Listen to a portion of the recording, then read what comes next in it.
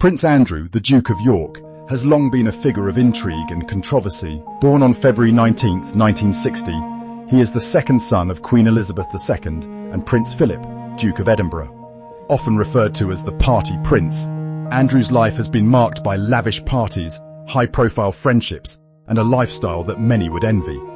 However, this glamorous image has been overshadowed by a series of scandals that have led to his public downfall.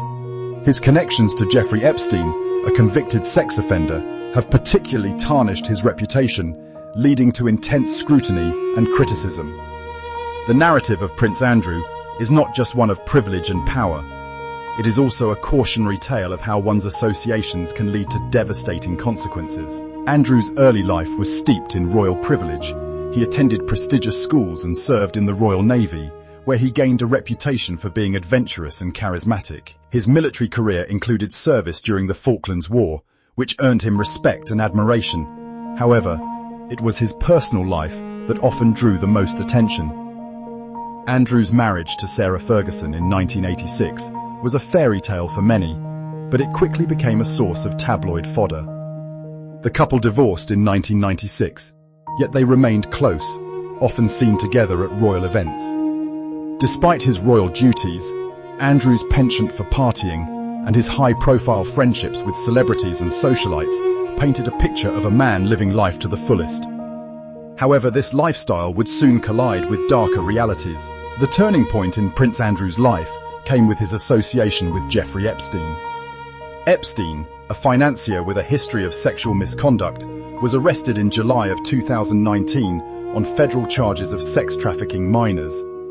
Andrew's friendship with Epstein, which began in the early 2000s, raised eyebrows, especially as more details about Epstein's illicit activities surfaced.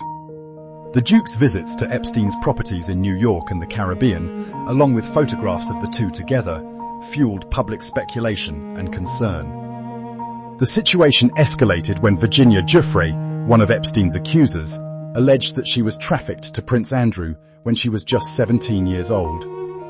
This claim sent shockwaves through the media and royal circles, igniting a firestorm of controversy. In November of 2019, Prince Andrew attempted to address the growing scandal through a televised interview with the BBC. The interview, conducted by journalist Emily Maitlis, was intended to clarify his relationship with Epstein and refute the allegations made by Giuffre. However, it quickly became infamous for Andrew's lack of empathy and seeming detachment. He claimed he had no recollection of meeting Giuffre and stated that he was unable to sweat, a bizarre defense that only intensified public skepticism.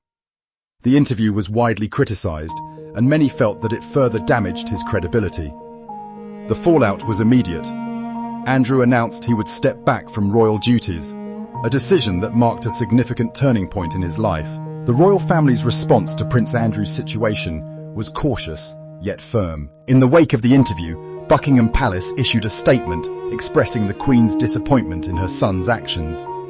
The palace emphasized the importance of addressing the allegations seriously, and as a result, Andrew was stripped of his military titles and royal patronages. This unprecedented move signaled a clear message. The monarchy would not tolerate behavior that could tarnish its reputation. The Queen's decision to distance the royal family from Andrew was a poignant reminder of the institution's commitment to uphold its values, even in the face of familial ties. As the scandal unfolded, Prince Andrew faced not only public backlash, but also potential legal repercussions. In August of 2021, Virginia Giuffre filed a civil lawsuit against him in the United States, alleging sexual assault. This legal battle added another layer of complexity to Andrew's already precarious situation. The Duke's legal team attempted to have the case dismissed, arguing that Giuffre had waived her right to sue in a previous settlement with Epstein. However, the courts ultimately ruled that the case could proceed, putting further pressure on Andrew. The prospect of a trial loomed large, and the possibility of being called to testify raised questions about what he might reveal and how it would impact the royal family. Public perception of Prince Andrew has shifted dramatically over the years. Once celebrated as a charming royal with a penchant for adventure, he has become a symbol of scandal and controversy.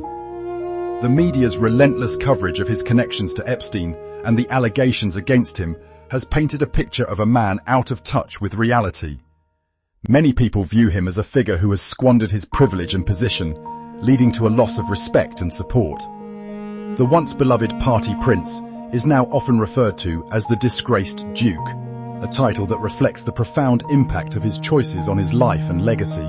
As of now, Prince Andrew's future remains uncertain. The ongoing legal battles and public scrutiny have left him in a precarious position. While he has expressed a desire to clear his name, the path to redemption appears challenging. The royal family has made it clear that they will not support him in this endeavour, leaving him to navigate the fallout alone. The question remains, can he rebuild his reputation and find a way back into public life, or has the damage been done irreparably? The story of Prince Andrew serves as a reminder that even those born into privilege are not immune to the consequences of their actions.